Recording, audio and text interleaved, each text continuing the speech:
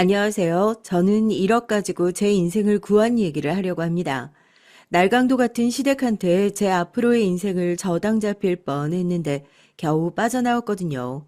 그러니까 1억이라면 정말 저렴한 가격을 주고 빠져나온 게 아니겠냐 위안 삼으면서 남편과 갈라서게 되고 이혼녀 소리를 들으면서 살게 될 앞으로의 날들을 너무 두려워하지 않으려고 이렇게 제 얘기를 사연으로 보내게 됐습니다.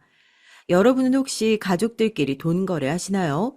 이 질문에 정말 답이 두 가지로 갈리는 것 같아요.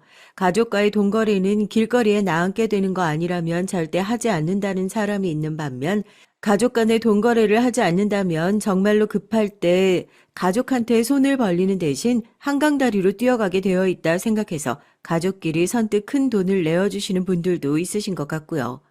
전 굳이 따지자면 첫 번째 유형에 가까웠던 사람인 것 같습니다.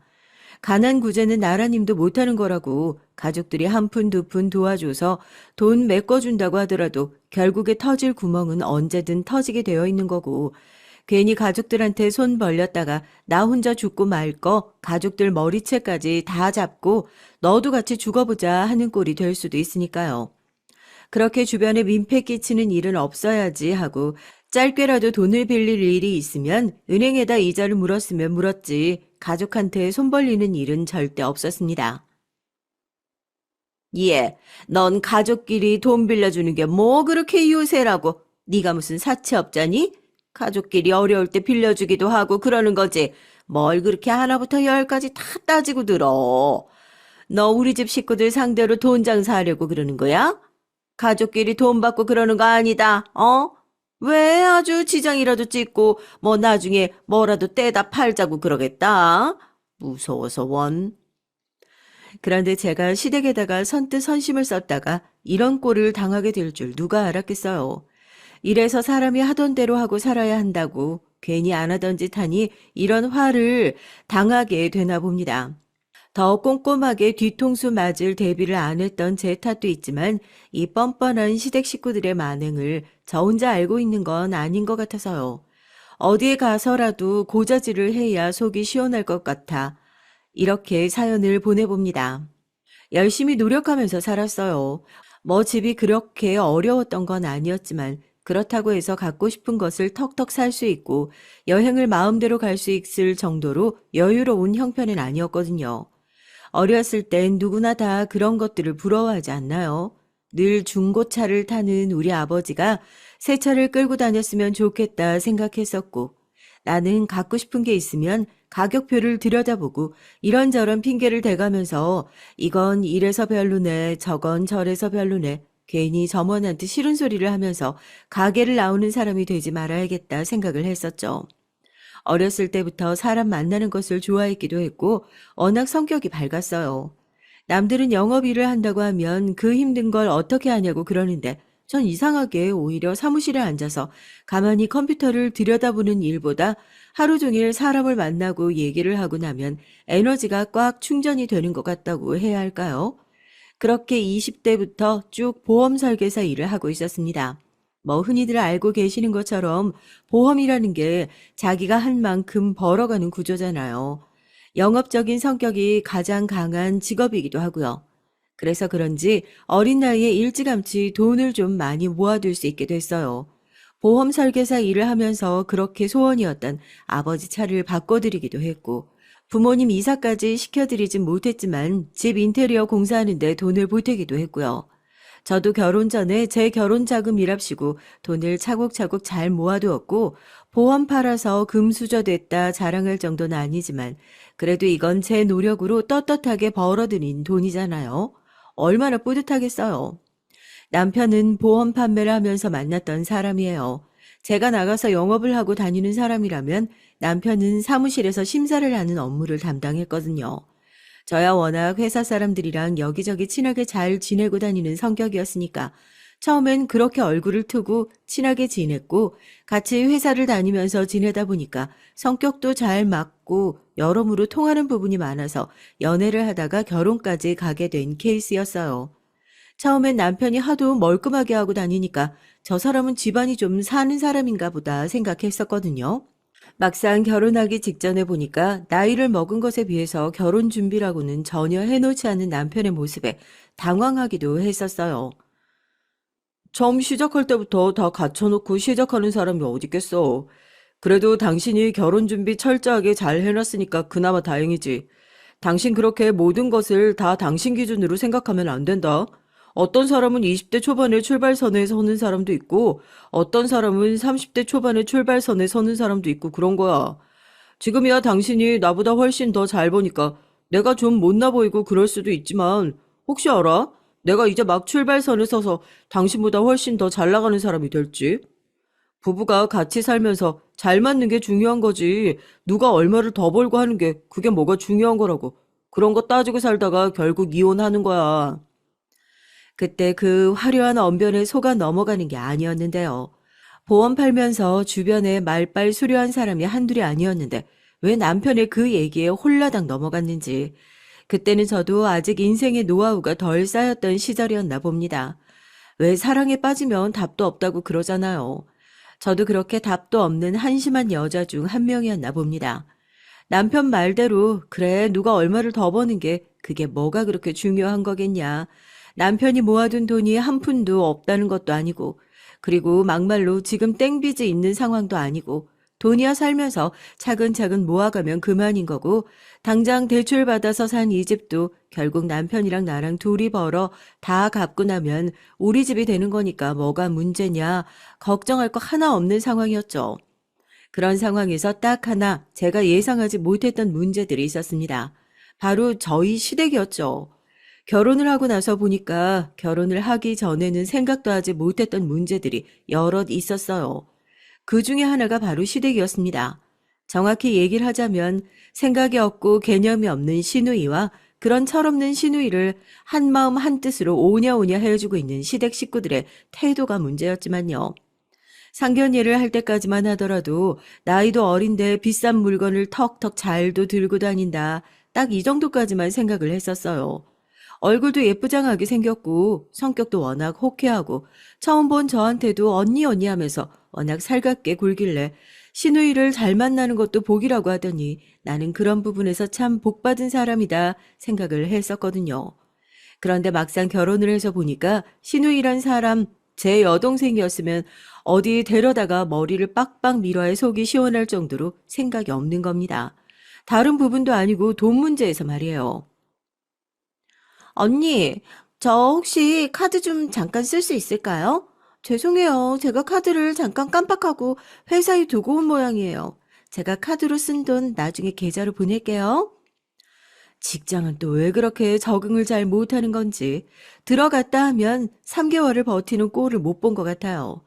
그래도 또 새로운 직장을 계속 들어가서 저렇게 버는 족족 써재끼는 거 보면 아직은 먹고 살만한가 보다 싶었죠. 그런데 그게 다 겉으로는 보이지 않고 속으로 그 문제가 곪고 썩고 있었던 거예요. 시댁에 있는 사람들 중에 저만 유일하게 그걸 모르고 있었던 거고요. 그럼 전 신우이의 그 말도 안 되는 짓거리를 어떻게 알게 됐냐고요? 돈 나올 구석이 떨어진 신우이가 저한테까지 손을 벌리기 시작했거든요.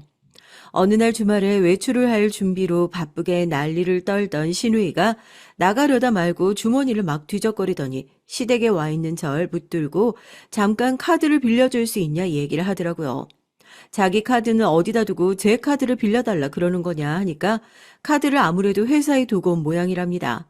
지금 급하게 약속도 있고 자기가 오늘 밥도 사야 하고 당장 시간이 없어서 현금을 뽑아가지고 쓸 수 있는 상황도 아닌데 좀 도와줄 수 없냐고. 평소였으면 그런 부탁 도와주지도 않았을 텐데 워낙 발을 동동 구르면서 급한 것처럼 그렇게 난리를 치니까 저도 모르게 지갑에서 카드를 빼서 빌려주었죠. 뭐 다른 사람도 아니고 시누이인데 별일 있겠어 하는 마음도 있었고 그리고 그냥 주는 것도 아니고 자기가 쓴 돈 나중에 계좌로 다 보내주겠다고 했으니까요.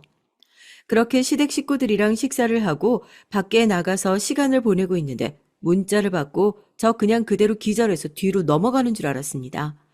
처음엔 카드가 도난당한 줄 알고 분신 신고를 하려고 했다니까요.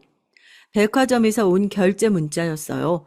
12개월 할부로 300만 원짜리 결제가 들어가 있더라고요. 전 지금 여기서 시댁 식구들이랑 시간을 보내고 있는데 백화점에서 300만 원짜리 물건을 카드 긁을 일이 뭐가 있어요. 그때는 시누이 짓이라고는 까맣게 생각도 하지 못하고 카드 회사에 바로 전화를 걸어서 카드 분실 신고하고 정지부터 했습니다. 가족들도 무슨 일이냐고 아무래도 카드가 분실돼서 잘못된 것 같다고 그랬죠. 그런데 분실 신고를 한 지 얼마 되지 않아서 시누이에게 전화가 오더라고요. 언니, 혹시 카드 정지시켰어요? 지금 백화점에서 카드 긁으려고 하는데 분실된 카드라고 나오잖아요. 이게 무슨 창피해요? 진짜 지금 분실 신고 다시 풀어주면 안 돼요? 저 지금 같이 온 친구들한테 이따 저녁에 밥도 사야 되는데 어떡하실 거예요, 지금? 뭐, 그럼 지금 그 큰 돈을 아가씨가 결제했다는 거예요? 그것도 내 카드로요? 아가씨 지금 제정신이에요? 이거 가족들이랑 같이 얘기했으니까 당장 택시 타고 여기로 와요. 택시비는 내가 내줄 테니까. 참 기가 막혀서. 어떻게 그럴 수가 있어요? 시몬은 어떻게 자기 딸한테 아무리 시누이가 나이가 어려도 그렇지 제정신이라는 표현을 할 수가 있냐고 길길이 날뛰고 남편은 대체 무슨 일이냐 그러고 있고 전 너무 기가 막혀서 이마를 짚고 있었습니다. 한참 후에 얼굴에 잔뜩 심통이 난 철없는 신우가 택시에서 내리더라고요. 돈도 내지 않고 쌩하니 가버리는 신우이를 황당한 표정으로 바라보는 기사님에게 얼른 현금으로 택시비를 넉넉하게 챙겨드리고 시댁 식구들에게 신우이의 만행을 얘기했습니다. 그때 눈치를 챘어야 했어요. 가족들이 그렇게 놀란 것처럼 보이지도 않았거든요. 오히려 올 것이 왔구나 싶은 눈치라고나 해야 할까요? 아까 아가씨가 그랬잖아요. 내 카드로 쓴 돈 계좌로 보내준다고요. 그거 지금 당장 보내줘요. 내 카드로 이렇게 큰 돈을 쓴 것도 어이가 없긴 한데 그래도 이번 한 번만은 실수라고 생각했다고 넘어가 줄게요. 제대로 사과하고 나한테 보내야 할 거 지금 당장 계좌로 보내요. 언니, 지금 당장 제가 보내야 하는 돈이 어딨어요? 그거 12개월 할부로 산 거잖아요. 한 달에 25만 원씩 보내면 되는 거죠. 할부 이자는 언니가 좀 내주세요. 어차피 카드 쓰다 보면 다른 곳들 할부 긁어놓은 것도 많을 텐데 그 정도는 언니가 그냥 좀 내주실 수 있잖아요? 이게 무슨 황당한 소리인가 싶더라고요. 기가 막혀서 제가 지금 그게 무슨 소리냐고. 내 카드로 지금 그렇게 큰 금액을 할부로 긁어 놓은 것도 기가 막힌데 그럼 난 이 카드로 다른 물건도 사지 말라는 거냐. 아가씨한테 빨리 돈 받아서 할부를 없애놔야 할 것 아니냐 얘기를 하니까 자기는 곧 죽어도 지금 당장 줘야 할 300만 원이 없답니다. 대신에 할부로 꼬박꼬박 25만 원씩 갚겠다나요? 너무 기가 막혀서 신우이가 신주단지 모시고 있던 쇼핑백을 마구잡이로 빼앗았습니다. 다행히 영수증이랑 다 들어있더라고요. 신우이가 절대 안 된다고 그거 자기 꼭 필요한 거라고 말도 안 되는 소리를 하면서 떼를 쓰는데 제가 그거 백화점 들고 가서 그대로 환불해버렸어요. 남의 카드로 필요한 물건을 사기는 무슨 필요한 물건을 사고 대체 전화위에 무슨 명품백이 그렇게 필요한 물건이라고 산단 말입니까? 말도 안 되는 소리를 해도 유분수죠. 하여튼 그때부터 경제관념이 전혀 없는 인간이라는 건 어느 정도 눈치를 채고 있는 상황이었어요. 그래서 다른 사람을 몰라도 신우이가 금전적으로 어려운 일이 생기면 절대 도와주지 말아야겠다는 생각도 했고요. 저런 사람들 괜히 도와줬다가 피보는 일은 나만 생길 테니까요. 내가 오죽하면 너한테 이런 부탁을 하겠니? 너 준서 얘기 들어보니까 젊었을 때 회사에서 일 열심히 해서 따로 모아둔 돈 좀 있다며. 통장에서 뻔히 그 돈 놀리고 있다고 하던데 너 가족이 뭐니? 가족들 어려울 때 그냥 이렇게 모른 척하고 무시하는 게 가족인 거야? 너 그렇게 정념이 없는 인간인 줄 몰랐다. 그런데 꼭 난 절대 그러지 말아야지 하고 다짐하면 꼭 그래야만 해야 하는 일이 생기는 것이 인생사의 법칙인가 봅니다. 그런 일이 있고 나서 신우이랑은 당연히 사이가 서먹해졌고 거의 얼굴을 안 보다시피 하면서 지냈던 것 같아요. 기가 막혀하는 제게 남편은 다시는 이런 일이 없겠다면서 신신당부했던 게 엊그제 같은데 이런 일이 안 생기기는 뭐가 안 생긴답니까? 무슨 능력이 좋아서인지 몰라도 신우이 혼담에 오고 가고 있다면서 저한테 대뜸 모아둔 돈이 있으면 신우이 결혼하는데 돈을 좀 보태줄 수 있냐 넌지시 불러서 말씀을 하시는 게 아니겠어요? 지난번 그런 일도 있었고 전 양심이 있으면 다른 사람한테 부탁을 하더라도 저한테는 이런 부탁 못 하실 것 같다 싶으신데 저희 시어머니도 참 뻔뻔하시죠.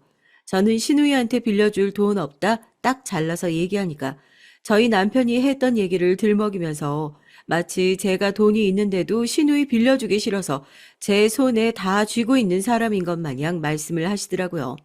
뭐 영 틀린 얘기는 아니지만 말입니다. 속이 아주 부글부글 끓던데요. 당신이 나 모아둔 돈 있다고 시댁에 가서 얘기한 거야? 그게 당신 돈이야? 내가 젊었을 때 힘들게 일해서 벌어둔 돈이야. 당신이 모아둔 돈 빌려주는 것도 아니고 어떻게 내 돈을 다른 사람도 아니고 아가씨한테 덜컥 빌려주라는 얘기를 그렇게 쉽게 할 수가 있어? 난 절대 못 빌려줘. 당신이 알아서 수습을 하든지 알아서 해. 그 돈 어떻게 돌려받을 수 있을 줄 알고? 아가씨는 그 나이 먹고 뭘 했길래 그 돈도 못 모아두고 돈이 없으면 은행에서 빌리던지 하면 될 거 아니야. 왜 애먼 내 돈을 빌려가냐고. 가족끼리 어려울 때 도와줄 수도 있는 거잖아. 막말로 우리가 살다가 어려워지면 가족들이 우리 이렇게 모른 척 하겠어? 당신도 지난번에 그런 일 좀 있었다고, 너무 딱 잘라서 안 된다고만 얘기하지 말고, 잘 좀 생각해봐. 이번엔 차용증도 쓰고 이자까지 꼬박꼬박 내면서 제대로 갚겠다잖아. 이번엔 제대로 정신 차려서 결혼도 하고 자리 좀 잡아보려는 모양인데, 내가 돈이 있었으면 당연히 내 동생이니까 선뜻 빌려줬지. 나도 돈이 없으니까 당신한테 이렇게 부탁하는 거 아니야. 어? 부탁 좀 할게. 지난번처럼 그런 일 없을 테니까 가족 좋은 게 뭐야. 우리까지 손 안 내밀어 줘봐. 제가 또 괜히 친구들한테 없는 소리 하고 또 안 좋은 쪽으로 손 벌리고 그러면 어쩌겠어? 난 또 그 꼴 못 보겠다 싶더라고. 여보, 부탁 좀 하자, 응? 남편이 그렇게 간절하게 비는데 또 마음이 약해진 거. 그래요. 곱씹어서 생각해보니까 이 얘기가 저희에게 다 휘둘려버린 제가 가장 큰 잘못이지 누구 탓을 하겠어요. 결국엔 그거 다 들어준 게 다른 사람도 아니고 저인데요. 결국 그렇게 신우이에게 1억이라는 큰 돈을 빌려주게 됐습니다. 땡전 한 푼 없다가 제 돈 가지고 결혼 준비 시작하게 된 신우이였으니 당연히 제 앞에서 고맙다고 자기가 이자랑 따져서 꼬박꼬박 돈 갚겠다고 말하죠. 이자도 그렇게 높게 안 쳤어요. 이게 가족끼리 돈거래하는 게 이자를 제대로 안 받으면 나중에 문제가 될 수 있다고. 그래서 법정 이자 중에서도 가장 낮은 수준으로 책정을 해서 차용증을 작성하고 공증까지 받아뒀습니다. 그렇게 문서도 잘 남겨뒀으니까 아무런 문제가 없을 거라고 생각했어요. 그런데 참 이제 와서 저도 왜 이렇게 돈을 빌려줄 당시에 이상한 걸 못 느꼈는지, 막말로 정말 돈이 필요한 상황이었으면 그것도 그렇게 큰 돈이요. 은행에 가서 빌리면 될 일이잖아요. 전 그렇더라고요. 그렇게 큰 돈을 가족들이나 지인들한테 빌리는 것 자체가 엄두가 안 나요. 나중에 제가 잘못되기라도 하면 그 사람들 다 같이 잘못될 수도 있는 건데요. 그런 책임감 때문에라도 더더욱 지인 간 돈거래는 안 하려고 하는 편이고요. 그러면 은행에서도 더 이상 돈 나올 구석이 없어지니까 가족한테 손을 벌렸다는 것인데 그렇게 오갈 데 없어진 사람이 과연 제 돈을 빌려갔을 때 갚을 의지나 있었을까 생각해보면 답이 딱 하고 나오거든요. 애초에 그 돈 빌려갈 때 갚을 생각조차 없었다는 게요. 돈 내줄 때 이런 생각을 할 수 있는 똑똑한 머리가 있었으면 얼마나 좋았겠냐 싶겠지만 거기까지는 머리가 굴러가지를 못했네요. 아유, 그렇다니까. 우리 둘째 결혼만 하고 나면 우리도 이제 편하게 노후 즐길 수 있는 거야.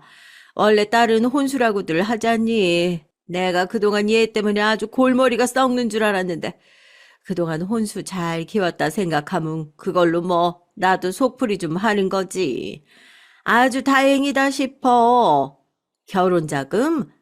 그거 우리 첫째 며느리가 좀 다 대줬지. 뭐 어때? 집안 짱짱해서 결혼만 하고 나면 그 돈 다 돌려받을 수 있다니까. 자기는 꼭 말을 해도 그렇게 기분 나쁘게 한다? 내가 무슨 딸 가지고 장사를 해? 좋은 집에 시집 가니까 괜히 배 아파서 그러는 거지? 신우이 결혼 준비하는 과정에서 누가 봐도 시어머니가 더 신나신 것 같았죠. 예비사위 집안이 꽤나 괜찮다고 하더라고요. 사업가 집안인데 오랫동안 사업을 물려받아서 또 하고 물려받아서 또 하고 이렇게 부를 축적해온 집안이라서 원래 집 자체에 돈이 넘쳐난다고요. 결혼할 집안에서 결혼하면 신부 데려간다고 뭐 지참금이라도 준다고 약속을 한 것도 아닌데 시어머니는 결혼만 하면 금방이라도 돈방석에 앉을 것처럼 어찌나 주변 사람들한테 자랑을 떨고 다니는지 가족인 제가 봐도 결혼식 날 주변 사람들이 즐거운 마음으로 축하는 많이 못해주겠다 싶을 정도였다니까요. 그래도 그때까지만 해도 저 역시 시댁 사람들이 잘 되는 것을 진심으로 바라고 있는 식구였으니까요. 집안의 사고뭉치였던 아가씨가 좀 좋은 집안으로 시집을 간다는 것이 마냥 기쁘기만 했었습니다. 비록 그 결혼 준비가 100%제 돈으로 이루어지고 있는 상황에서도 진심으로 아가씨의 결혼을 축하해 줄 수 있는 정도로 대인배의 식구였죠. 아가씨, 이번 달부터 돈 갚기로 했던 거 알고 있죠? 내 계좌번호 혹시나 까먹었을까봐 문자로 보내놨는데 혹시 결혼 준비 때문에 바쁘다고 못 읽었을까봐 해서요. 돈을 갚기로 약속하기로 한 전달에 제가 먼저 연락을 했어요. 그렇잖아요. 다음 달부터 이쪽으로 얼마씩 보내면 돼요 하고 연락을 보냈는데 네, 잊지 않았어요 라던가 감사합니다 라던가 일반적으로 이런 연락이 와야 정상 아닌가요? 제가 무슨 자선사업가도 아니고 주머니에서 돈이 썩어나는 사람도 아니고 넉넉하고 여유 있는 형편도 아닌데 결혼한다는 이유 하나만으로 돈 빌려줬으면 최소한 그 정도의 성의 표시는 해야 인간적인 도리라고 생각을 하거든요. 그런데 아무리 결혼 준비로 바쁜 상황이라고는 하지만 답장 한 통 없이 감감무소식이니까 이건 좀 아니지 않나 싶어서 제가 먼저 연락을 했던 거예요. 그러니까 대번에 그러더라고요. 자기 이번 달부터 돈 갚는 건 아무래도 좀 어려울 것 같다고 시간을 조금만 더 주실 수 있겠냐고요. 이건 또 무슨 소린가 싶어서 대체 왜 그러냐고 하니까 결혼 준비하는데 생각보다 들어간 돈이 너무 많답니다. 직장이 뭐 어쩌고 저쩌고 시댁에서 뭐 어쩌고 저쩌고 그런 사정들 다 봐줘서 결국에 이번 달부터 차근히 돈을 갚아 나가기로 사정을 봐주고 합의를 했던 건데 또 이렇게 말도 안 되는 소리를 늘어놓으니까 제가 얼마나 기가 막히겠어요. 지금 당장 사정이 그렇다는데 방법이 없잖아. 그렇다고 우리가 돈 내놓으라고 걔를 협박할 수 있는 것도 아니고. 안 그래도 나한테 연락이 왔더라고. 언니가 돈이 많이 급한 거면 자기가 우선 이자라도 매달 꼬박꼬박 갚아보겠다고. 내 동생 그렇게 함부로 돈 떼먹고 그럴 애 아니야. 지금 당장 사정이 좀 어려워서 그러나 본데 이왕 빌려주기로 한 거 그냥 시원하게 이해해주자고. 어쩔 수 없는 상황이잖아. 당신 돈 아니라고 아주 속편하게 얘기한다. 아가씨가 이렇게 차일피일 미루는 게 어디 하루 이틀인 줄 알아? 그리고 우선 이자라도 매달 꼬박꼬박 갚겠다는 소리를 왜 나한테 전화로 얘기 안 하고 당신한테 전화해서 얘기를 하는 건데? 나한테 돈 빌렸지 당신한테 돈 빌렸어? 괜히 나한테 전화해서 안 된다는 대답할까봐 지금 그거 알고 당신한테 미리 전화한 거 아니야. 난 그런 게 괘씸해서 아가씨가 싫은 거라니까. 그렇잖아요. 딱 봐도 수가 보이는 것 같더라고요. 괜히 저한테 얘기하면 싫은 소리만 나올 것 같으니까 자기 오빠한테 전화해서 새언니한테 말 좀 잘 전해달라 이렇게 얘기를 했겠죠. 남편은 그런 거 아니라고 자기 동생 너무 나쁘게만 생각하지 말아달라고 중간에서 저를 열심히 뜯어 말리는데 그것도 참 그래요. 원래 돈을 빌려주고 나면 그 사람이 더 약자가 되어버리는 거라니까요. 남편 말대로 제가 시누이 졸졸 쫓아다니면서 사채업자처럼 돈 내놔라, 내 돈 갚아라 이런 얘기를 할 수 있겠어요? 아니면 지금 당장 먹고 죽어도 갚을 돈이 없다는 사람 머리채라도 잡고 뭐 진짜 돈 없는지 호주머니라도 털어보겠어요. 저도 당장 나가서 바쁘게 일을 해야 하는 상황이고 그런 쓸데없는 실랑 일을 하는데 기운을 뺄 수 없다는 것을 누구보다도 잘 아는 사람들이었으니까 일부러 더 그런 상황을 이용하는 건가 싶기도 하더라고요. 그런데 나중에서야 알게 됐습니다. 우리 아가씨가 정말 돈이 없는 것이 아니라 저한테 갚을 돈만 없었다는 것을요. 제가 보험 판매 일을 하잖아요. 여기저기 영업을 하러 다니다 보니까 처음에 고객으로 만났다가 지금은 친구보다 더 가까운 사이로 친하게 지내게 된 사람이 몇 명 있는데요. 그 중에 한 사람이 저랑 절친한 친구 미화예요. 미화는 지금 큰 미용실이랑 네일샵을 하고 있는 원장이거든요. 저도 어디 나가서 저희 집안 얘기를 잘 안 해요. 아무리 억울하더라도 제 얼굴에 침 뱉는 것 같아서요. 기분도 우울하고 그렇다고 친정에다가 이런 얘기를 할 수도 없으니까 스트레스도 풀 겸 오랜만에 미화를 만나서 손톱 관리를 받으면서 이런저런 얘기를 하다가 저희 시누이 얘기가 나왔죠. 그런데 미화가 깜짝 놀라면서 그러는 거예요. 너희 시누이가 돈이 없긴 왜 없냐고요. 야, 무슨 원금이랑 이자를 갚을 돈이 없어. 어머, 네 시누이 내가 네 친구인 거 모르고 그랬나 보다 그럼. 우리 미용실에 와서 지난주에도 네일이랑 머리랑 하면서 회원권 200만 원짜리 끊고 갔어. 이번 달에 갚아야 할 돈이 200만 원이 넘는다며. 그럼 자기 머리하고 손톱할 돈은 있는데 너한테 갚을 돈은 없다는 거야, 뭐야? 어머, 그분이었어요? 저한테 손톱 받으면서도 엄청 자랑했어요. 이거 자기 이번에 신상으로 산 가방이다 뭐다 하면서요. 결혼식도 이번에 엄청 호화롭게 하실 거라고 엄청 자랑하셨는데? 저한테 예식장 예약한 사진도 보여주시고 그래서 제가 와 어지간한 연예인보다 결혼식 더 화려하게 하신다고 옆에서 엄청 부러워했었거든요. 그 얘기를 들으니까 망치로 머리를 얻어맞은 것처럼 띵 하대요. 제가 남편 놈한테 속아서 시누이를 몰라도 너무 모르고 있었던 거죠. 제 돈 가지고 밖에서 사치란 사치는 다 부리고 허세란 허세는 다 떨고 다닐 동안 집구석에서 남편과 우리 동생은 그럴 애가 아니다 믿어줘야지 하고 징징거리는 거 저만 고스란히 다 믿고 있었던 거 아니에요. 이 정도면 거의 가족이 합작해서 짜고 치고 사기친 거 제가 넘어간 수준 아니에요? 너무 기가 막혀서 혈압이 오르더라고요. 친구가 결제하고 간 내역까지 보여주고 나니까 아, 내가 진짜 시누이를 믿어도 너무 믿었구나. 화가 치밀어 오르대요. 바로 미용실을 나서서 시누이에게 당장 얼굴 좀 보자 이 얘기를 했습니다. 또 미꾸라지처럼 차일피일 미루려는 시누이에게 오늘 미용실에서 제가 알게 된 사실을 몽땅 얘기하고 그동안 내가 참고 기다려줬었는데 아무래도 이건 아닌 것 같다.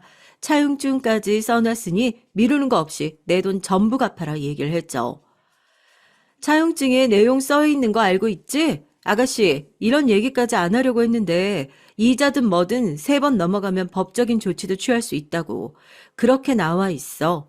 아가씨한테는 그게 안 지켜도 되는 그냥 흔한 종이 쪼가리인지 몰라도 나 이제 그렇게 바보같이 당하고만 있지 않으려고. 이제부터라도 약속 잘 지켜. 나도 그냥 가만히 있지 않을 거니까. 나 진짜 못 갚아. 아니, 언니 돈이 없다니까요? 돈이 있어야 갚지. 내가 언제 돈 떼먹는다고 했어요? 아, 왜 나한테만 그래요? 하여튼, 아, 난 그 돈 절대 못 갚으니까 그런 줄 알아요. 그리고 나서 전화를 확 끊어버리는데 황당해서 말이 안 나오더라고요. 자기는 갚을 돈이 죽어도 없답니다. 이게 무슨 말도 안 되는 소리예요? 기가 막혀서 이거 나만 알고 있는 일이 아니다. 시댁 식구들도 이 일의 심각성을 알아야 한다 싶어서 그 길로 바로 시댁으로 찾아갔습니다.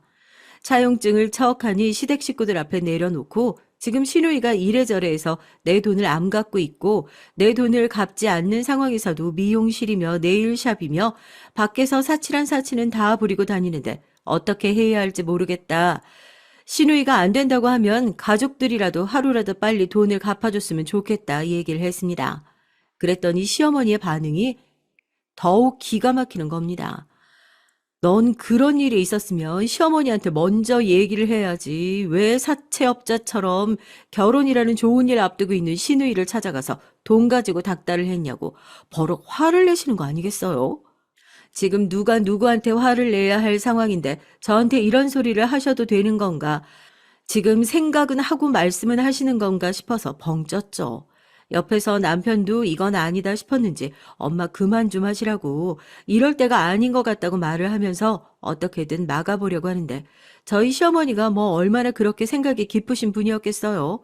애초에 그렇게 생각이 깊은 사람이었으면 자기 딸 결혼시킬 돈을 맏며느리에게 빌려달라는 소리조차 하지 않으셨겠죠.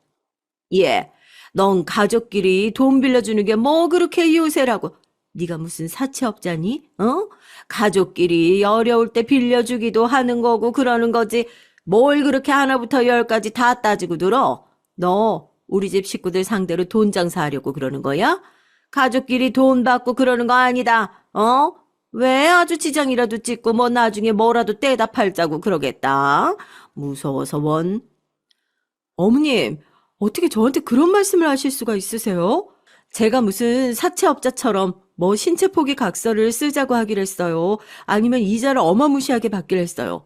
그냥 제 돈 빌려주고 제때 좀 갚았으면 좋겠다 얘기한 게 그렇게 큰일이에요? 지금 제 돈 갚을 돈은 없다고 하면서 여기저기 돈 쓰고 다니는 아가씨 멀쩡한 거고 그런 아가씨한테 제 돈 갚으라고 하는 저만 이상한 사람인 거예요? 어떻게 가족한테 돈 빌려주고 받을 생각을 하냐면서 오히려 절 이상한 사람으로 몰아가는데 진짜 그 자리에서 알아눕는 것 같더라고요. 더 듣고 싶지도 않다면서 남편이랑 제 등을 손바닥으로 밀어가면서 집 밖으로 내쫓아내는데 그렇게 덩그러니 시댁 밖으로 쫓겨나게 됐습니다. 남편 놈이 그런 상황에서 저한테 무슨 할 말이 있겠어요. 입이 10개라도 할 말이 없는 상황이죠. 제가 아무런 말도 없이 집으로 돌아오자마자 남편이 제 앞에 무릎을 척하니 꿇더라고요. 이건 자기 가족들이 전부 잘못한 거라고 본인이 모두 책임지겠답니다. 제가 그 얘기를 듣고 막 웃었어요. 당신이 무슨 힘이 있어서 책임질 거냐. 지금 저 1억을 당장 갚아줄 돈이 있길 하냐, 뭐가 있길 하냐.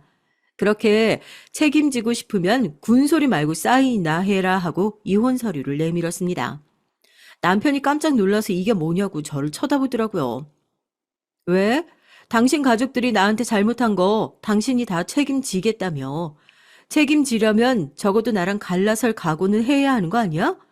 당신 어머님 하시는 말씀 못 들었어. 가족끼리 돈 빌려주는 게 뭐가 유세냐고 그러시잖아.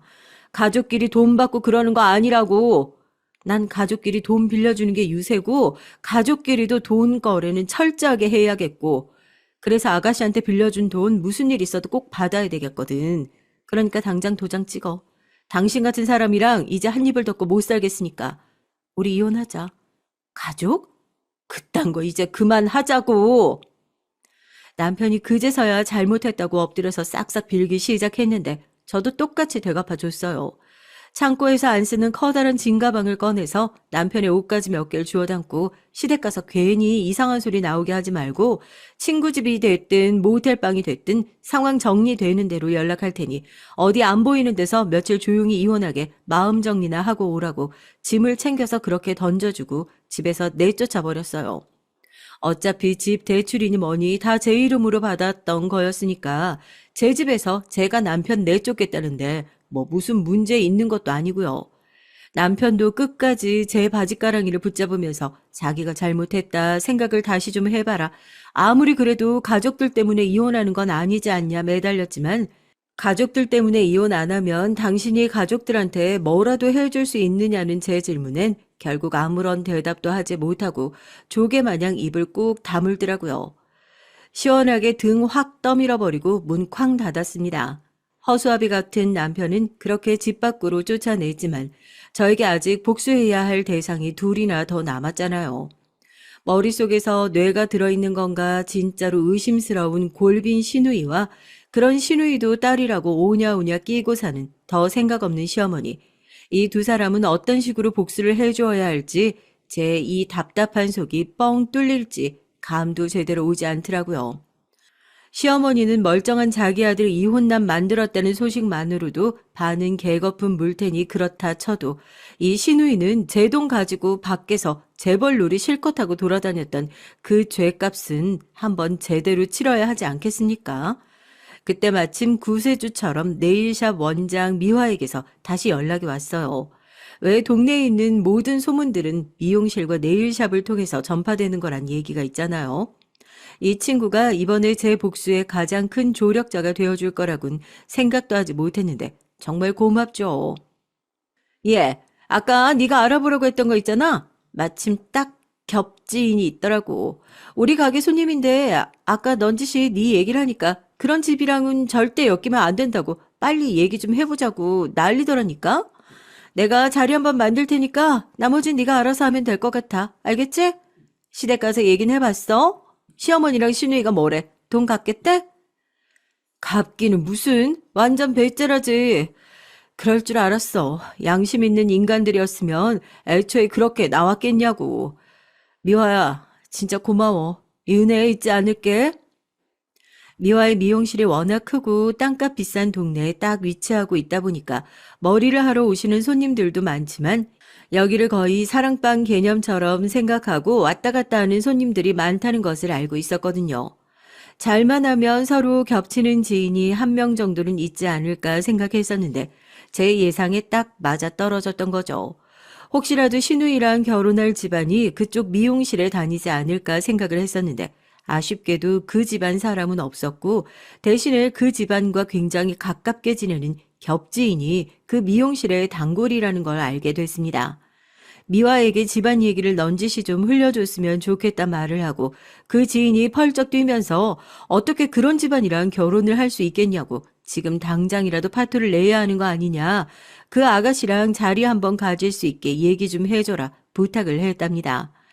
그렇게 신우이의 예비시댁 식구들과 제가 먼저 만날 수 있게 됐고요. 카페에서 만나 그동안 있었던 일을 하나부터 열까지 전부 다 얘기했어요. 이런 일들이 있어 제가 지금 이혼 절차를 밟고 시어머니 몰래 이혼 진행 중에 있다는 얘기까지요. 그쪽 어머님은 거의 그 자리에서 혼절하기 직전이더라고요. 왜 아니겠어요. 그냥 부잣집에서 철없이 사랑만 많이 받고 자란 아가씨라고 생각했었는데 남의 돈으로 사치나 펑펑 부리고 다니는 개념 없는 여자가 며느리가 될 뻔한 걸 제가 겨우 막아주었으니까요. 집안 말아먹을 여자예요. 오죽하면 은행한테 돈도 못 빌리고 저한테 돈을 빌렸을까 하고 제가 조금 더 알아보니까요. 얼마 전에 신용불량자가 됐다고 하더라고요. 씀씀이 보시면 알겠지만 신용불량자가 안 될 수가 없는 경제 개념이에요. 지갑에 카드 여러 개 챙겨가지고 다니면서 쓰는 거 보셨을 텐데 그거 거의 다 정지된 카드고 남아있는 카드도 자기 오빠 카드, 자기 엄마 카드라고 하더라고요. 자기 명의로 카드도 못 만드는 상황이니 당연히 은행에서 대출이 될 리도 없고요. 결혼하고 나면 죽이 되든 밥이 되든 시댁에서 자기를 도와줄 수밖에 없는 상황이라는 거 알고 있었으니까 어떻게든지 남편 등에 빨대 꽂아보고 신분 세탁하려고 했던 모양인데 지금이라도 하루빨리 도망치는 게 좋을 거예요. 집안 기둥 뿌리채 뽑고 싶은 거 아니라면요. 어쩐지 매일같이 자기 집 부자라고 입버릇처럼 달고 사는 게 이상하다 싶긴 했는데 정말 고마워요. 그쪽 아니었으면 우리 집 완전히 그 사기꾼 같은 여자한테 속아서 넘어갈 뻔했잖아. 하여튼 우리 아들 순진하고 여자 고르는 눈 없는 건 알았지만 하필이면 걸려도 그런 여자한테 걸려가지고 이제라도 알았으니까 다행이지. 정말 고마워요. 이혼 준비하면서 뭐 어려운 거 있으면 이쪽으로 연락해요. 우리 집안에 괜찮은 변호사도 많으니까 보험일 한다고 했죠? 나도 최근에 보험 좀 정리할 게 있어서 그건 나중에 우리 둘 다 일 정리되고 나면 따로 연락해서 얘기하자고요. 그렇게 모든 사실을 전부 폭로했습니다. 너무 충격적이지 않으신가요? 그러니까 시어머니부터 남편, 예비 시누이까지 저만 빼고 모두가 알고 있었던 사실을 저한테만 속이고 있었던 겁니다. 1억 원이라는 거액의 돈을 빌려가면서 시누이가 은행에서는 대출도 나오지 않는 신용불량자라는 사실을 말입니다. 당연히 어디 취업을 하는 것이 쉽지도 않으니까 계속 일용직과 같은 일들을 옮겨서 하고 있었던 거였고 자기 명의로 카드가 나오지 않아서 가족들의 카드를 이용하고 있었던 거고요. 아마 제 카드를 빌려갔던 것도 같은 맥락에서 벌어진 사고였을 겁니다. 그때 그 카드를 그냥 가만히 빌려주고 있었으면 아마 더 큰 금액을 긁고 더 큰 사고가 나지 않았을까 싶긴 하네요. 여튼 아무리 생각해봐도 이상한 정황들이 많아서 이것저것 알아보다 보니까 신우이가 신용불량자라는 사실을 알게 됐고 이혼 준비를 하고 있는 남편에게 이 사실이 진짜냐 캐물으니 결국 남편도 사실이 맞다 인정을 했고요. 그러니까 애초에 돈을 갚을 생각이 없이 저한테 돈을 빌렸던 거였죠. 결혼 준비를 한답시고 돈을 빌려가서 남자 쪽 집안 사람들이 자기가 부잣집 딸이라 믿을 수 있도록 씀씀이 크게 돈을 쓰고 사치를 부려왔던 거고요. 그것도 제 돈으로 말입니다. 이 모든 사실을 알게 된 제가 신우이랑 결혼을 하게 될 예비 시댁에게 모든 것을 폭로했고요. 세상에 무슨 그런 미친 여자가 다 있냐면서 욕을 한 바가지를 하시던데요. 그 고상하신 분들이요. 아마 그 얘기를 듣자마자 집에 돌아가서 파혼 얘기를 꺼냈을 겁니다. 바로 시어머니에게서 전화가 왔거든요. 네가 대체 그쪽 사람들을 어떻게 알고 만나서 무슨 얘기를 했길래 너랑 얘기하고 나서 파혼하겠다는 소리를 하는 거냐고요. 아무래도 만나서 할 얘기가 많은 것 같으니 집에 가서 말씀을 드리겠다 하고 집으로 찾아갔습니다. 제가 무서울 게 뭐가 있겠어요? 결혼을 하고 나서 시댁 가는 발걸음 중에서 그날 발걸음이 제일 가벼웠던 것 같은데요. 시댁에 가자마자 머리 꼭대기까지 화가 나서 얼굴이 불그락 푸르락 하는 시어머니께서 손을 번쩍 올려 제 뺨을 올려붙이려 하셨지만 제가 조금 더 빨랐죠. 제 뺨을 치려고 하는 팔을 탁 맞고 그 뺨 제가 시원하게 올려붙였습니다. 신우이가 비명을 지르면서 지금 우리 엄마한테 뭐 하는 거냐고 그러기에 어떻게 했냐고요? 뭘 어떻게 하긴 어떻게 해요. 그 연병을 떨고 있는 신우의 뺨도 시원하게 같이 올려붙였죠. 이 무식한 인간들아, 내가 언제까지 당신들 사기극에 놀아나고 있을 줄 알았어? 뭐? 갚을 돈이 없어서 내 돈을 못 갚는다고? 갚을 돈이 없는 게 아니라 애초에 갚을 생각이 없었겠지. 원래 우리나라에서 사기죄는 다른 게 사기죄가 아니야. 애초에 돈을 빌려가면서 갚을 생각이 없었거나 그 돈 다른 데 쓸 거면서 난 결혼 준비하는 데 쓸 거예요 하고 빌려가면 그게 사기죄인 거야. 알겠어, 이 사기꾼들아? 야, 너 미쳤어? 지금 뭐 어디 감히 며느리가 시어머니 얼굴에 함부로 손을 올려. 그리고 사기꾼은 누가 사기꾼이야? 누가 네 돈 안 갚는다고 했어? 이게 진짜 돈 때문에 정신이 나갔나? 완전히 사채업자가 다 됐네. 얘 시댁이 어떤 집인 줄 알아? 결혼하고 나면 다 갚겠다고, 어? 그리고 가족끼리 그런 돈 좀 안 갚으면 어디 큰 탈이라도 난다니? 파혼했을 텐데 시댁은 무슨 시댁? 그 파혼 얘기 꺼낼 수 있게 얘 신용불량자인 거 다 까발린 게 전데요? 얘 시댁? 어떤 집안이기는 아주 현명한 집안이더라. 그쪽 집안에 며느리 들어올 사람이 신용불량자인 것 같다. 경제 개념도 없고 아주 미친 여자다니까. 지금이라도 당장 파혼하겠다고. 나도 지금 이혼 준비 중이다 하니까 자기가 변호사 알아봐 주겠다고 명함까지 주시던데요. 아, 어머님은 아직 모르시겠구나. 저 지금 이혼 절차 밟고 있어요. 어머님이 저한테 자꾸 그러셨잖아요. 가족끼리 그런 돈 좀 안 갚으면 큰 탈 안 나는 거라고. 그래서 저 이제 이 집 식구 안 하려고요. 그러니까 이제 저희 가족 아니죠? 맞죠? 식구도 아닌데 제가 아가씨한테 뭐하러 그 큰 돈을 빌려드리겠어요? 빨리 제 돈 갚으세요. 뭐, 이혼? 아, 너 지금 멀쩡한 우리 아들이 이혼남 만들었단 소리야? 아이고, 내가 못 살아. 아이고, 며느리라고 어디서 이런 게 들어와가지고. 아이고, 내 팔자야. 어머님은 어떻게 이혼을 할 수 있냐고 곡소리를 내면서 바닥에 주저앉았고 아가씨는 자기 신용불량자인 거 예비 시댁에게 말한 게 새언니였냐면서 저를 붙들고 흔들더라고요. 그래, 내가 말했다 얘기를 하니까 소리를 지르고 발을 쾅쾅 구르고 미친 사람처럼 패악질을 부리기 시작했습니다. 그것만 말 안 하면 자기도 멀쩡하게 결혼해서 돈이고 뭐고 다 갚을 수 있었는데 언니가 지금 자기 인생 다 망친 거라면서요. 진짜로 이 여자는 정상이 아니구나 싶더라고요. 언니가 지금이라도 다시 연락해서 잘못 알고 있었다고 한 번만 다시 말해주면 안 돼요? 내가 다른 사람들한테 돈을 빌려서라도 언니 그 돈 다 갚아줄 테니까. 언니 뭐 오빠랑 이혼하든지 말든지 그건 신경도 안 쓸 테니까 언니가 그냥 전화해서 딱 한마디만 해주시면 되잖아요. 오해였다. 내가 잘못 알았다. 저 진짜 이 결혼 못하면 제 인생 망해요. 결혼해서 갚겠다고 빌려놓은 돈도 많고 이 결혼 잘못되면 진짜 어떻게 될지 모른다고요. 아가씨, 그래. 아직 법원에서 판결 내려준 것도 아니니까 최대한 예의 차려서 아가씨라고 할게. 다시 물어보자. 내가 왜 그래야 되는데? 너같이 한심하고 불쌍한 인생, 내가 왜 그렇게 나서서 거짓말까지 해가면서 왜 구제해줘야 되냐고, 이 사기꾼년아. 무릎을 꿇고 자기를 위해서 예비시댁에 연락해 한 번만 거짓말을 해달라 싹싹 빌고 있는 신우이에게 웃으면서 그랬습니다. 내가 왜 그래야 하냐고요. 그리고서는 그 한심한 어깨를 확 밀쳐버렸죠. 망연자실한 얼굴로 저를 바라보는 시어머니와 신우이의 얼굴을 보고 있으니 그동안 시집살이를 하면서 꽉꽉 막혔던 속이 그제서야 뻥 하고 뚫리는 기분이 들더라고요. 저렇게 한심한 인간들이 뭐 식구라고 그렇게 감싸고 살았는지. 지금 이런 상황에서도 코빼기 하나 안 비치는 남편 놈이 뭐가 예쁘다고 끌어안고 살았는지 한심하기도 한심했지만 인생 살면서 이제 저런 인간들 다시는 안 만날 수 있겠구나. 그래도 배운 점이 있으니까 영 잃기만 하면서 산 세월은 아니었다. 그렇게 마음의 위안을 얻으며 살려고요. 위자료를 받을 수 있는 것도 없고 이혼은 협의 이혼으로 마무리했어요. 거기서도 양심은 있는지 재산분할 어쩌고 저쩌고 이런 얘기 꺼내지도 않았고요. 다만 제가 시댁에 받을 돈이 조금 있잖아요. 남편한테는 확실히 이혼남 딱지 달아놓고 지금은 그 돈 돌려받는 것으로 시댁과 치열한 법적 공방 중입니다.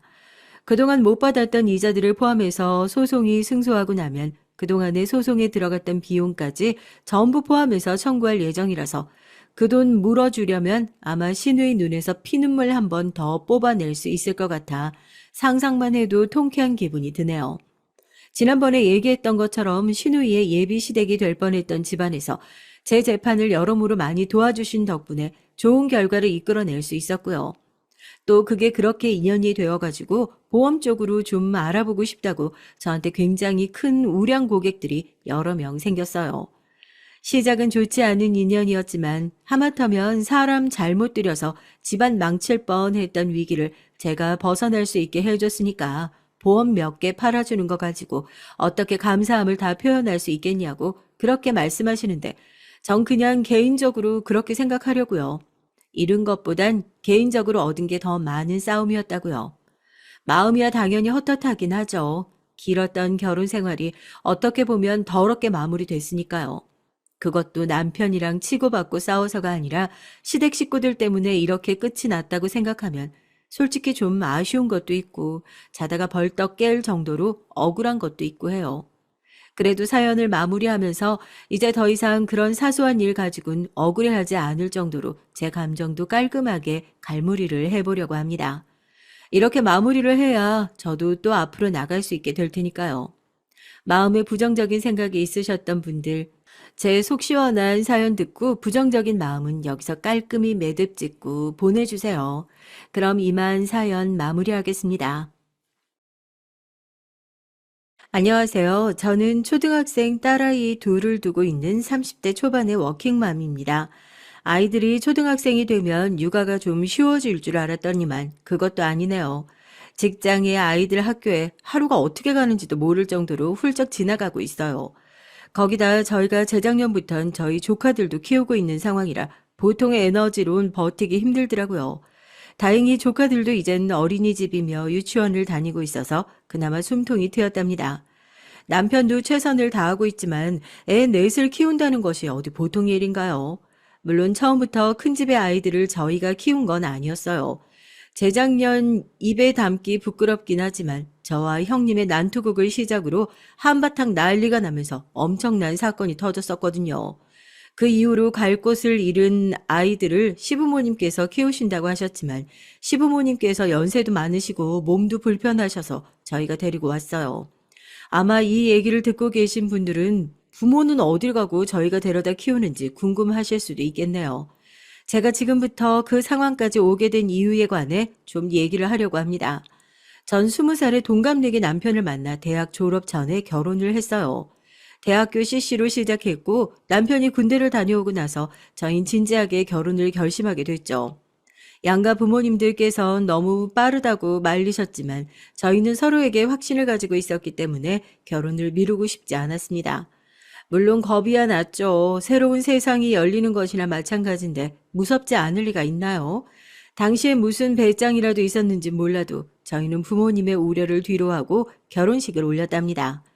시집살이가 아예 없었다고는 말 못하겠네요. 요리도 제대로 못하고 살림에 관해선 일도 모르는 애가 들어왔으니 시어머니 입장에서도 답답하셨을 거예요.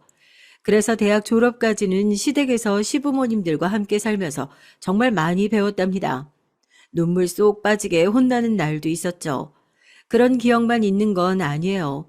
철없는 남편의 행동엔 저보다 더 길길이 뛰시면서 저 고생시키려고 데려왔다고 아주 잡아먹을 듯이 남편을 혼내기도 했죠. 그래서 취업하고 독립을 했을 땐 살짝 아쉽기도 했답니다. 꽤나 울기도 많이 울었고요. 취업하고 정신이 없는 사이 저희 부부 사이엔 아이도 태어났어요. 임신 기간부터 출산 이후까지 지방에 계시는 친정 부모님을 대신해서 시부모님께서 엄청 잘 챙겨주셨답니다. 이렇게 평범하디 평범한 저의 생활이 확 바뀐 건 시아주버님의 결혼 때문이었어요. 남편은 삼남 일녀의 둘째였는데요. 위로 형님이 한 분 계시거든요.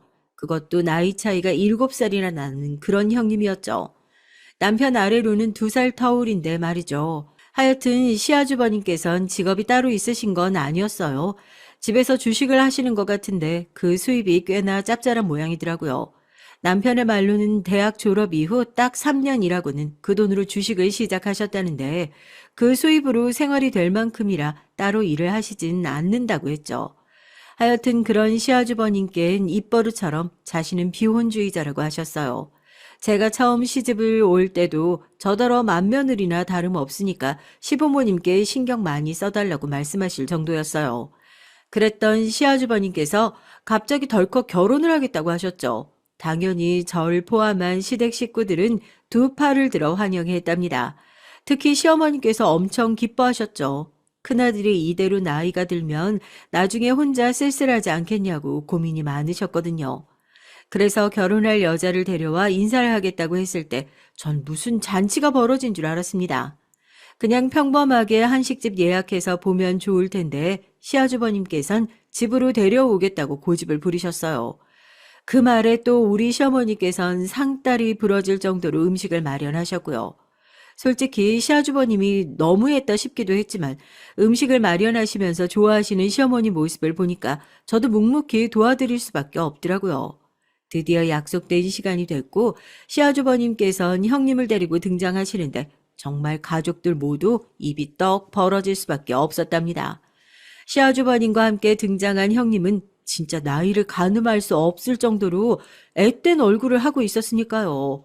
진짜 딱 봐도 각 고등학교를 졸업한 것이 아닐까 싶은 생각이 들더라니까요.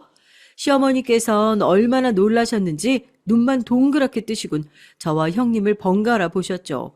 시아버님도 당황하시며 헛기침을 하시고는 시선을 한 곳에 두질 못하시더라고요. 왜 동공지진이란 말 예능에 많이 나오잖아요.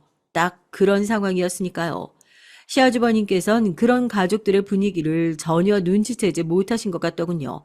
술도 한 방울 안 마시셨는데도 밝은 목소리를 내실 수 있다는 사실도 그날 처음 알았습니다. 인사부터 해. 우리 가족이야. 아버지, 어머니, 그리고 동생이랑 재수씨. 내가 얘기했지? 나이 차이가 좀 나는 동생이 있다고. 안녕하세요. 처음 뵙겠습니다. 좀 더 빨리 만나고 싶었는데 이제야 인사드리네요. 어서 와요. 바쁜 사람 멀리까지 오게 한 건 아닌가 몰라. 들어와요. 카랑카랑한 목소리로 첫인사를 하시는데 정말 어리구나 싶더라고요. 목소리에 나 어려요 라고 아주 도장을 찍었더라고요. 시어머니께서 그나마 가족들 중에서 가장 먼저 정신을 차리시고 안으로 들어오라고 하셨죠. 안으로 들어가면서도 가족들은 서로 눈을 마주하는데 말하지 않더라도 서로의 생각을 알겠더라고요. 안으로 들어간 이후에도 시댁 식구들은 다들 눈치만 보고 있었죠. 실례지만 나이가 어떻게 돼요? 너무 어려 보여서. 네, 보신 것처럼 어려요. 생일 지나서 이제 25살이에요. 형님의 말 한마디에 다들 숨을 삼켰습니다. 우리 막내 아가씨보다도 어리더라고요. 당연히 시아주버님과는 한 바퀴 돌고도 남았고요. 전 평소 집에서 주식만 하시는 시아주버님께서 무슨 수로 형님을 만난 걸까 의문이 들었죠. 그래서 궁금함을 못 참고 슬쩍 물어봤어요. 어떻게 만났냐는 질문에 형님께서는 데이트 어플에서 만났다고 하더라고요. 그 대답에 시아버지께서는 두 눈을 질끈 감으시고는 끙 하는 소리를 내셨죠. 저는 두 분이 어플에서 만났다는 사실보다 시아주버님이 그런 어플을 사용하셨다는 것이 더 충격적이었습니다. 시작은 어플이었지만 만나면서 이 사람이랑 결혼해야겠다고 싶었어요. 거기다 이 사람 홀몸이 아니라서요. 홀몸이 아니라면 혹시 임신이라도 했단 말이야? 세상에 넌... 요즘 애기는 혼수 품목이나 다름없는데 뭘 그렇게 놀라세요? 임신까지 했다는 시아주버님의 고백에 시부모님들은 깜짝 놀라셨지만 형님은 너무나도 담담하게 반응을 했죠. 정말이지 곁에서 듣는데 저는 턱이 떨어져 내린 건 아닌가 싶을 정도로 놀라서 입을 다물지 못했답니다. 그 뒤로도 시부모님께서 이것저것 물어보셨고 형님의 그 당찬 태도는 어느새 시댁 식구들의 입을 꾹 다물게 만들어버렸죠. 저녁 시간에도 다름없었습니다. 전 그래도 손이 형님 되실 분인데 잘 지내면 좋지 않겠냐 싶어서 반찬을 권하기도 했죠. 그런데 그 반응이 참 가관이더라고요. 동서라고 들었는데 그럼 내가 말 놔도 되지? 나이를 떠나서 내가 손이 사람이잖아. 안 그래? 그럼요, 형님. 형님은 맏며느리시니까요. 내가 초면에 이런 말은 안 하려고 했는데 아랫사람이 뭘 이래라 저래라 말이 많아? 내가 손이 없어 입이 없어. 내가 알아서 먹어. 뭘 자꾸 먹으라고 강요를 하는데? 네? 강요라니요. 아니 반찬이 특히 잘 된 것들이라서 드셔보라고 권해드린 것뿐인데요. 권하는 소리가 그래? 내가 나이가 어리다고 만만하게 보고 하는 말 아니고? 저 정말 너무 억울해서 할 말을 찾는 것이 힘들 지경이었어요. 이건 무슨 뜬금없는 시비인가 싶었죠. 막말로 처음 보는 사이에 그것도 아무리 제가 손아래 사람이라고 할지라도 나이가 10살 이상 차이가 나는데 반말하는 것부터 마음에 들지가 않았죠. 거기다 모르는 사람들이 형님의 말을 듣는다면 제가 초면에 핍박이라도 한다고 생각할 것 아니겠어요? 사연을 들으시는 분들도 아마 형님께서 하신 말씀만 딱 놓고 보면 제가 무례했다고 생각 들지 않으시겠어요? 제가 너무 어처구니가 없어서 가만히 형님을 보고만 있자 옆에서 시아주버님이 형님에게 예민하게 반응하는 것 아니냐고 그만하라고 하시더군요. 하지만 그 소리에 형님은 언성을 높이면서 지금 자신이 무시를 당했는데 가족들 앞에서 자신의 편이 아닌 제 편을 드느냐고 하더라고요. 식탁은 삽시간에 얼어붙었어요. 남편이 인상을 팍 쓰는 모습에 저는 급하게 남편의 팔을 잡았죠. 저희 남편이 한 성격하는 편이라 가만두었다간 큰일이 생기겠다 싶었어요. 하지만 제가 신경 쓸 사람이 남편만은 아니었죠. 내가 틀린 말을 한 것도 아니잖아요? 지금 나 무시하고 깔보듯이 얘기했다니까요? 재수 씨가 그럴 뿐이 아니야. 자기가 너무 과해. 내가 잘못했다고 말하는 거예요? 지금 여기서? 결혼하겠다고 인사 오신 분 치곤 참 말이 거치시네요. 다른 가족들은 눈에 들어오지도 않나 봐요. 여기 모여있는 사람들 모두 시자 돌림이 붙은 사람들 뿐인데 시아버지랑 시어머니 앞에서 그렇게 언성 높이는 것도 예의는 아니지 않아요? 아가씨는 빠지세요. 결혼하면 어차피 남이 될 사람이면 나설 입장은 아니시죠?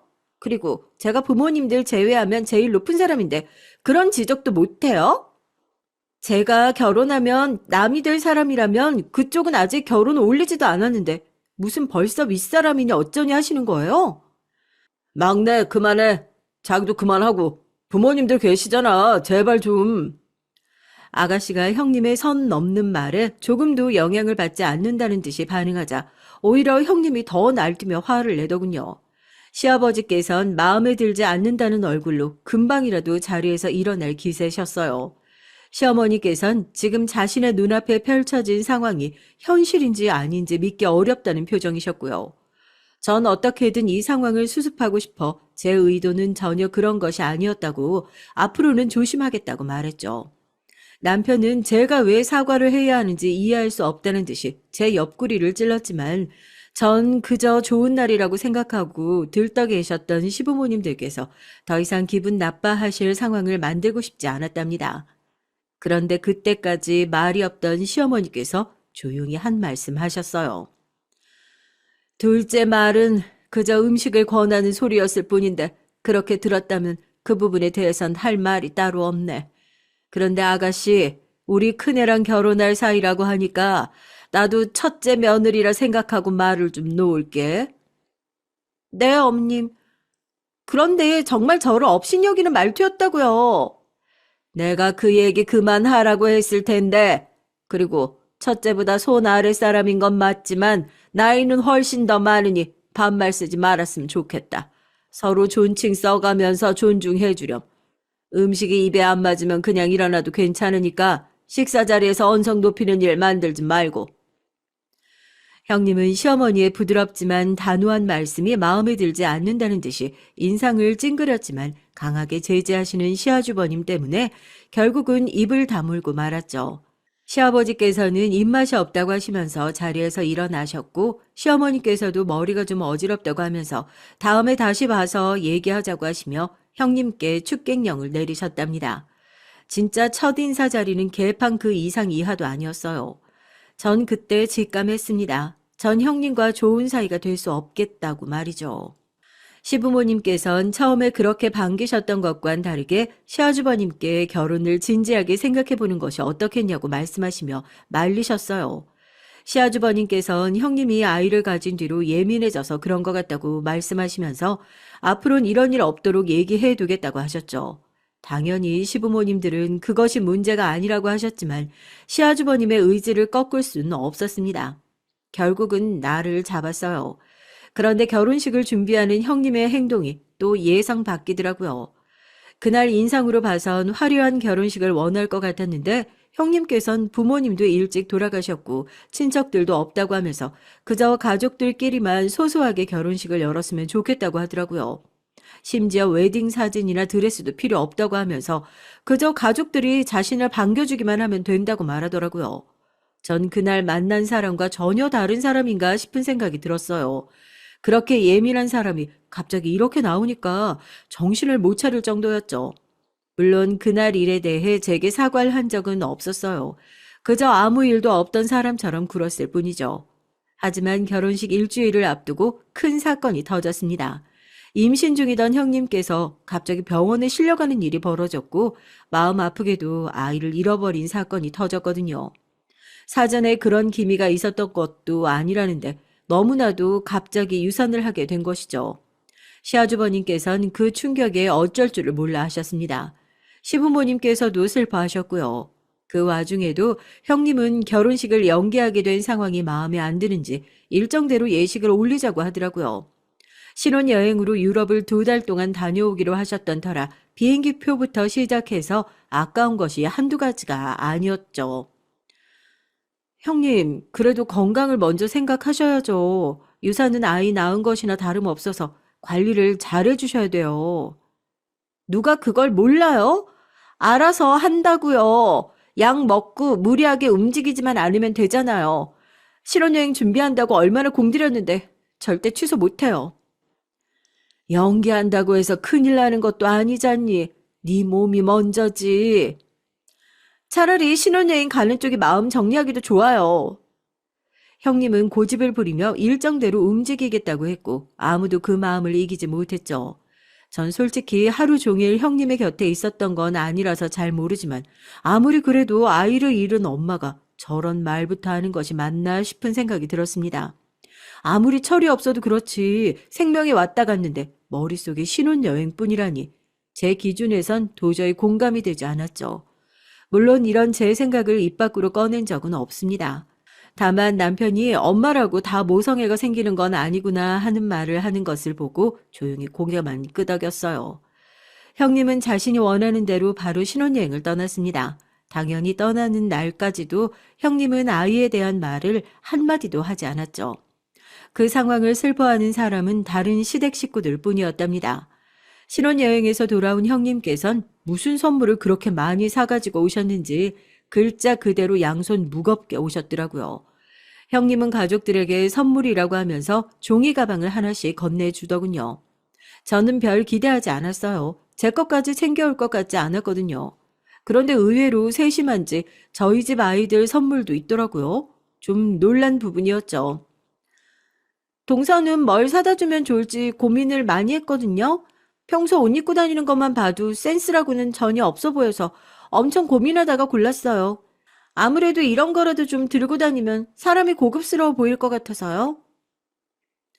형님, 말 참 이상하게 하시네요. 제가 옷 입고 다니는 게 뭐가 어떻다고요? 고객들이랑 만나는 자리다 보니까 정장을 자주 입었을 뿐인데 말이 참 듣고 있기 거북하네요. 오해하지 말고 들어요. 동서, 같은 정장이라고 해도 되게 싼티나는 것들이 있는데 동서 정장이 좀 그렇잖아요? 들고 다니는 가방도 그렇고 옷이 구리면 가방이라도 좀 고급지던가. 그것도 아니고.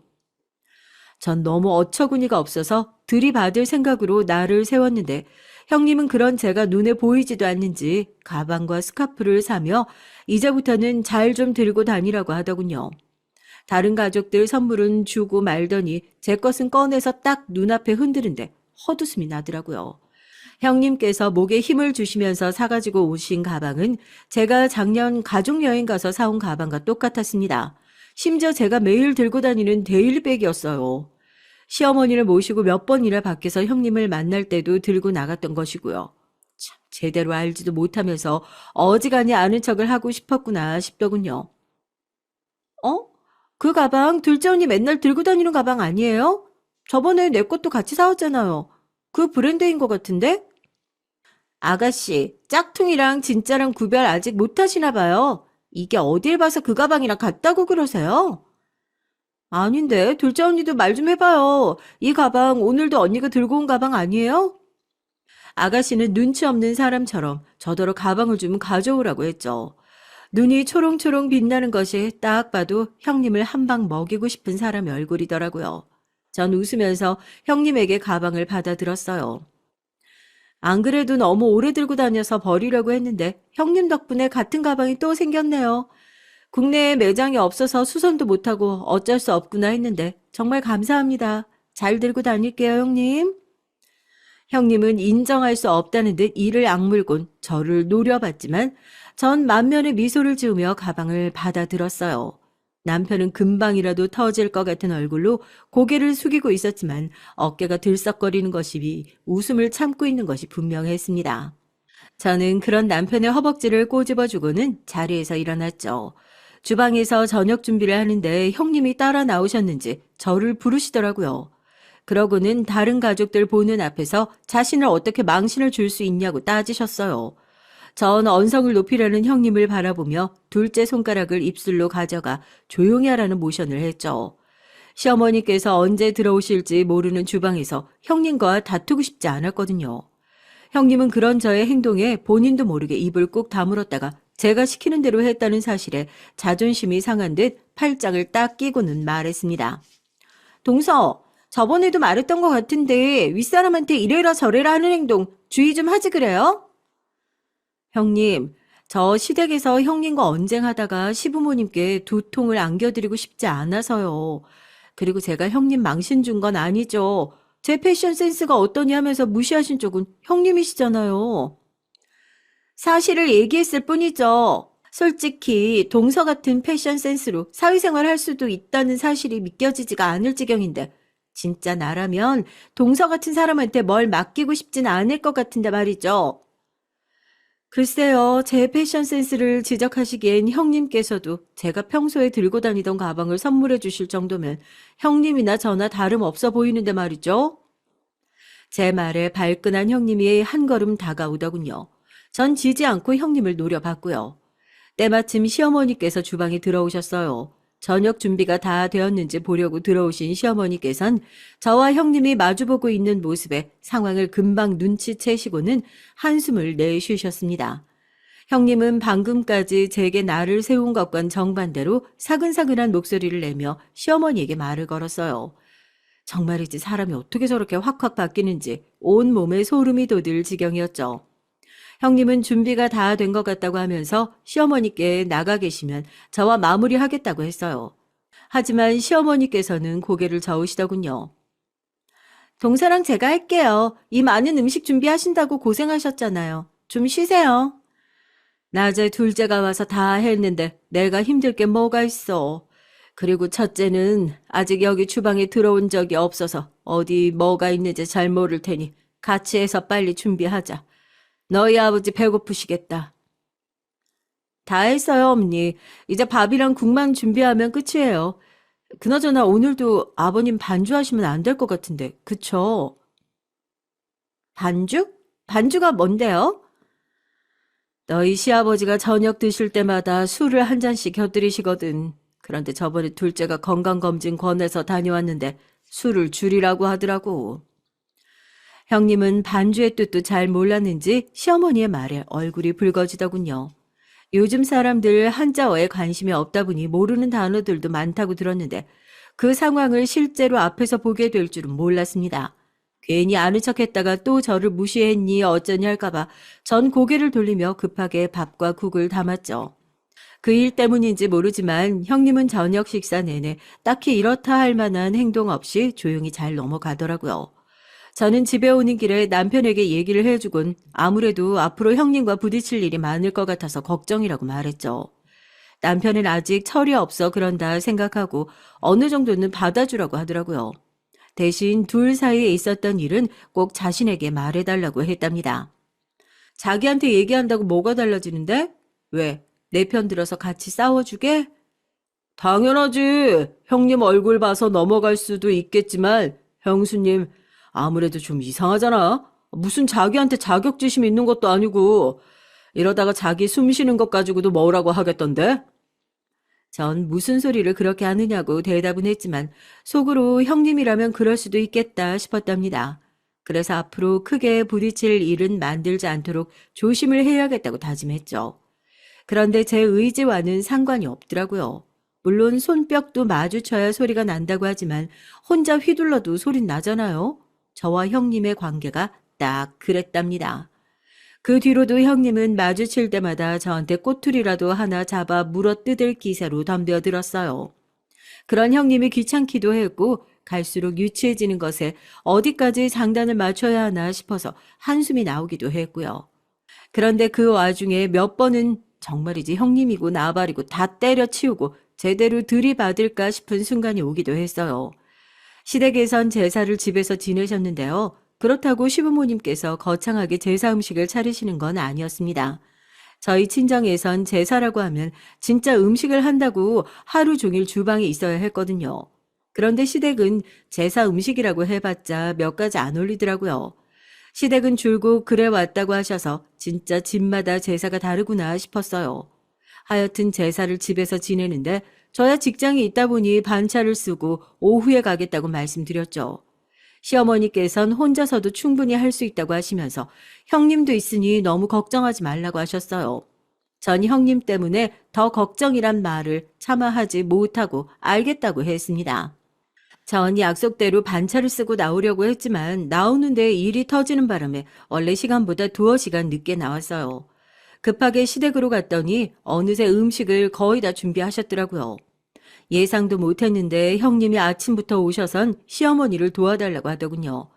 전 무슨 바람이 불었나 속으로 의아했지만 입 발린 소리라고 할지라도 고생하셨다고 늦어서 죄송하다고 형님께 말했죠. 형님은 시어머니 눈치를 보는가 싶더니만 이때다 싶었는지 바로 속사포처럼 말을 쏟아내더라고요. 진짜 직장에서 일하는 게 유세도 아니고 이렇게 중요한 집안 행사에 뒤늦게 나타나는 건 좀 아니지 않아요? 내가 있었으니 망정이지. 어머님 혼자서 이걸 준비하셨다면 얼마나 힘드셨겠어요? 어머님이 괜찮다고 하셔도 동서 눈치가 있으면 아침부터 왔어야죠. 매번 시댁 일을 혼자서 다 하는 사람처럼 굴더니만 이런 사소한 것조차 제대로 못하면서 그렇게 큰 소리를 쳤어요? 형님께서 고생 많으셨던 건 알겠는데요. 어머님께서도 사전에 허락하셨던 부분이에요. 그리고 얼말이라서 반차 쓰는 것도 힘든 상황이었어요. 거기다 일 터지는 바람에 다들 정신없게 저만 빠져나올 수는 없어서 늦었네요. 어머님, 죄송해요. 제가 늦었어요. 둘째 말에 바쁜 것은 내가 제일 잘 알지. 첫째가 많이 힘들었나 보다. 그러게 혼자서도 할 수 있다고 했는데 아침 일찍부터 오더니만 그래도 첫째 덕분에 수월하게 했어. 어머님 고생하시는데 어떻게 제가 그냥 있겠어요. 만사 제쳐두고 와야죠. 뭐가 중요한지 정도는 저도 알거든요, 어머님. 형님은 저더러 들으라는 듯이 말을 하더군요. 뭘 얼마나 고생을 했는지 모르겠지만 그렇게 저한테 뻐기고 싶은 거라면 그렇게 하라는 마음으로 가만히 있었더니 형님은 점점 더 말이 심해지더라고요. 오늘 제사 음식 간은 자기가 다 봤다고 말하면서 사실 그동안 저의 음식이 간이 맞지 않아서 다른 가족들이 많이 힘들었겠다 싶었다는 말부터 시작해선 저를 그렇게 뭉개면서 자신이 돋보인다고 생각하는 사람처럼 아주 난리가 났더라고요. 전 한 귀로 듣고 한 귀로는 흘리고 있었지만 만약 시어머니께서 함께 계신 것이 아니었다면 아마도 머리끄덩이를 잡는 한이 있어도 크게 싸우고 싶을 정도였답니다. 그뿐만이 아니었어요. 명절엔 더 가관이었죠. 명절 당일에 아침 차례가 끝나자마자 친정에 가라고 하셔서 준비하는데 따라와서는 자기는 인사드릴 친정이 없는데 누구는 좋겠다고 하면서 이렇게 명절 때 도망가면 마음 편하냐고 하더라고요. 진짜 친정에 가는 게 무슨 도망인지 모르겠지만 어처구니가 없더라고요. 전 대꾸조차 할 필요성을 못 느껴서 남편과 친정으로 왔는데 문제는 그날 저녁이었습니다. 아가씨로부터 시어머니께서 쓰러졌다는 연락을 받았죠. 저와 남편은 깜짝 놀라서 헐레벌떡 병원으로 달려갔습니다. 이게 무슨 일이냐고 물었더니 혼자 계시다가 순간적으로 마비가 오신 것 같다고 하더라고요. 깜짝 놀랐죠. 연세가 있으시다 보니 큰일로 번지지 않을까 걱정을 했는데 다행히 그 정도는 아니었어요. 남편이 정식 수속을 하는 동안 전 가족들 사이에 형님이 보이지 않는다는 것을 깨달았죠. 형님은 어디로 가셨는지 물었지만 아는 가족들이 하나도 없었어요. 아가씨 말로는 저희가 가고 나서 시부모님께서 시아주버님과 형님도 집에 가서 쉬라고 보내셨다는데 시아주버님만 와 계시더라고요. 시아주버님은 형님이 잠깐 볼 일이 있다고 해서 나갔다고 하시는데 연락도 안 된다고 하시더라고요. 형님을 다시 보게 된 건 다음 날 저녁이었습니다. 꼬박 하루가 지난 것이나 다름없었죠. 그 시간 동안 왜 연락이 안 됐는지도 의문이었지만 외박이나 다름없는 이 상황에 대해 시아주버님도 별 말씀이 없는 것이 의아했어요. 시아주버님은 최근 형님께서 새로 일을 시작해 보실 생각으로 자주 집을 비웠다고 하시면서 별일 아니라고 했죠. 전 어처구니가 없었지만 당사자인 시아주버님이 괜찮다는데 제가 나서서 뭐하러 말을 하겠나 싶어 가만히 있었죠. 늦게 도착한 형님은 마치 나라 잃은 사람처럼 엉엉 울면서 잠든 시어머니 곁에서 이게 무슨 일이냐고 소란을 피웠습니다. 정말 동네 창피할 정도의 큰 소리였어요. 남편은 병원에서 이렇게 하시면 안 된다고 형님을 말렸지만 형님은 아주 눈물을 짜내면서 그칠 생각을 안 했죠. 결국 제가 나서서 형님을 데리고 밖으로 나왔습니다. 병실을 나온 형님은 언제 눈물을 흘렸다는 듯이 쓱 얼굴을 닦고는 제게 어떻게 된 영문이냐고 물었고 전 아는 대로 솔직하게 말했어요. 그러자 어이없게도 형님은 시어머니께서 그렇게 되실 동안 저더러 뭐 했냐고 묻더라고요. 전 영문을 몰라 고개를 갸웃거리며 무슨 소리냐고 했죠. 건강검진도 동서가 받게 해드렸다고 하더니만 어머님 상태도 몰랐다는 말이에요? 혹시 알고 있었으면서 나한테 말해준 건 아니고? 말이 되는 소리를 좀 하세요, 형님. 그리고 어머님 식단 관리를 포함한 건강 체크 필요하다는 말씀 제가 분명히 드렸잖아요. 제가 뭘 비밀로 했단 소리예요. 나한테 말 안 하고 어머님께 잘 보일 생각했던 것 같아서 하는 말이죠. 아님 됐고요. 믿을 수 없지만 이번만은 그냥 넘어가야겠네요. 앞으로 어머님이랑 아버님 건강 상태에 대해선 확실하게 공유하자고요. 다른 생각하는 건 아닌가 의심받지 말고요. 전 형님의 의미를 알 수 없는 소리에 무슨 의심을 하셨냐고 물었습니다. 형님은 알면서 왜 모르는 척 하냐고 했지만 전 정말 형님의 생각을 알 수 없었거든요. 그러나 곧 형님의 입에서 나온 말에 전 정말이지 그 자리에서 그딴 말을 하는 형님의 주둥이를 사정없이 비틀고 싶었습니다. 혹시 두 분 재산을 따로 빼돌리려고 그러는 건 아닌가 했지. 동서 막말로 시부모님께 아양 떠는 이유 다 재산 때문 아니야? 들어보니까 초반엔 시부모님을 모시고 살았다는데 그때부터 다 계획이 있던 거 아니냐고. 진짜 가만히 듣고 있으니까 어처구니가 없네. 형님, 입 밖으로 나온다고 다 말인 건 아니거든요. 형님은 그런 생각만 하고 사시는 것 같은데 저랑 형님을 같이 두고 말하지 마세요. 형님은 누구한테 뒤집어 씌우느냐고 소리를 질렀고 전 대놓고 형님에게 말을 섞고 있다간 같은 부류의 사람처럼 여겨질 것 같아서 말하기 싫다고 하고는 병실로 들어갔죠. 형님이 저를 붙들려고 하는 것이 고스란히 느껴졌지만 전 냉정하게 팔을 쏙 빼버렸답니다. 그 일을 계기로 전 완전히 형님과 모르는 척하고 지냈어요. 아주 철저하게 무시했죠. 재산이 어쩌고 하는 순간 이 사람은 상종해서는 안 되겠다 싶었거든요. 물론 가족 모임에서 만나는 건 어쩔 수 없었죠. 눈치가 빠른 시어머니께선 저와 형님 사이에 무슨 문제가 있는 건 아닌가 걱정하셨지만 전 아무 말도 하지 않았답니다. 대면대면한 사이는 꽤나 오래 갔어요. 그 사이에 형님은 아이를 둘 낳고 저 역시 둘째를 낳았죠. 형님이 그동안 가만히 있었느냐고요? 당연히 아니었죠. 하지만 이미 저는 형님을 인간 이하로 생각하고 있었기에 저한테는 큰 타격이었답니다. 제가 심하다고 하실 수도 있겠지만 전 오히려 그때 시댁 식구들에게 말하지 않았다는 것을 뼈저리게 후회하고 있었어요. 대형 사고가 벌어지게 된 가장 일차적인 계기는 점심시간에 우연히 형님을 발견한 것부터였습니다. 미팅을 다녀오다가 우연히 형님을 봤거든요. 물론 형님은 저를 못 봤지만요. 형님은 누군가를 기다린 듯 보였습니다. 오랜만에 봤지만 여전히 참 화려하더군요. 진짜 머리부터 발끝까지 아주 명품으로 휘감아선 멀리서도 눈에 확 들어올 정도였어요. 전 속으로 아이들은 어쩌고 이 시간에 밖에 있나 살짝 의아하긴 했지만 이미 안중에도 없는 사람인데 싶어서 그냥 지나치려고 했죠. 그런데 사람이 예감이라는 것이 있잖아요. 뭔가 싸한 기분이 이상했어요. 그래서 동료에게 근처에서 커피나 좀 마시자고 하면서 들어갔죠. 그리곤 2층에서 바로 도로가 보이는 곳에 자리를 잡고는 형님을 관찰했습니다. 얼마 지나지 않아 형님 앞에 차가 한 대 서더니 남자가 내리더라고요. 형님 또래로 보였어요. 전 무슨 일인가 싶어서 자세히 봤죠.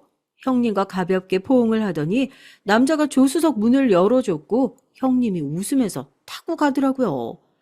솔직히 제 감상은 형님이 바람이라도 난 것 같았습니다. 제가 형님을 마음에 들어 하지 않았기 때문일 수도 있겠지만 그런 기분이 들었거든요. 하지만 증거라고 할 것은 하나도 없었죠.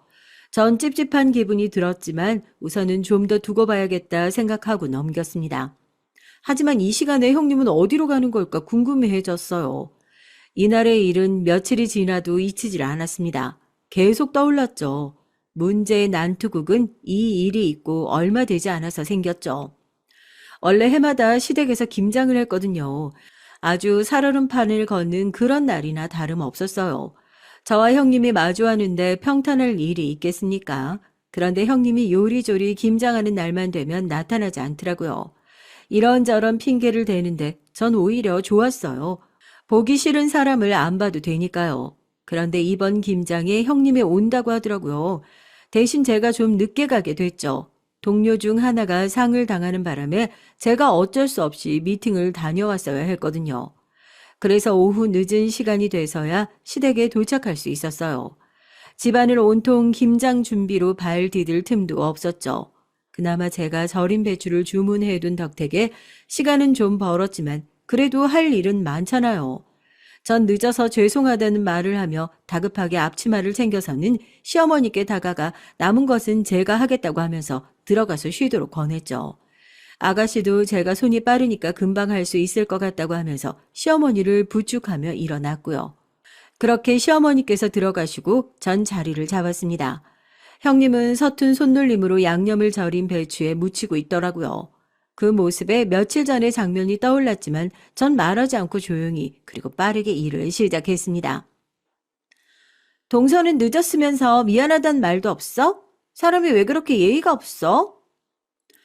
늦을 수밖에 없다고 미리 연락드렸잖아요. 그리고 오자마자 죄송하다고 했는데 형님은 못 들으셨나 봐요? 아니 어머님 말고 나한테 말이야. 나한테 사과해야 할 거 아니야. 형님께요? 형님께 왜요? 형님도 오신 지 1시간도 안 되셨잖아요. 제가 회사에서 나올 때 어머님께 전화 드렸는데 형님도 안 오셨다고 하던데요. 제 지적에 형님이 할 말을 잃은 듯이 하더니만 그래도 자신이 먼저 왔으니 사과는 해야 하지 않겠냐고 하더라고요. 전 건성으로 미안하다고 한마디 하고 말았죠. 하지만 제 이런 말이 형님의 발작 버튼이라도 누른 것인지 벌떡 일어나서는 들고 있던 배추를 제 쪽으로 던지더라고요. 양념이 사방으로 튀었죠. 전 인상을 쓰면서 이게 무슨 짓이냐고 했지만 형님은 이미 눈이 돌았는지 다른 배추를 들어 제 쪽으로 던졌답니다. 형님 미치셨어요? 이게 지금 뭐 하는 짓이에요? 음식 가지고. 미친 건 너겠지. 너 때문에 내가 다 하고 있었잖아. 그런데 뻔뻔하게 사과도 없이 뭐라고? 형님이 하긴 뭘 했다고 다 했단 소리를 하세요? 진짜 어처구니가 없어서 적당히 좀 하세요. 그렇게 어설프게 일하시면서 큰 소리는? 제 말에 형님은 화가 나셨는지 알 수 없는 소리를 지르며 제게 달려들더니 제 뺨을 때리더군요.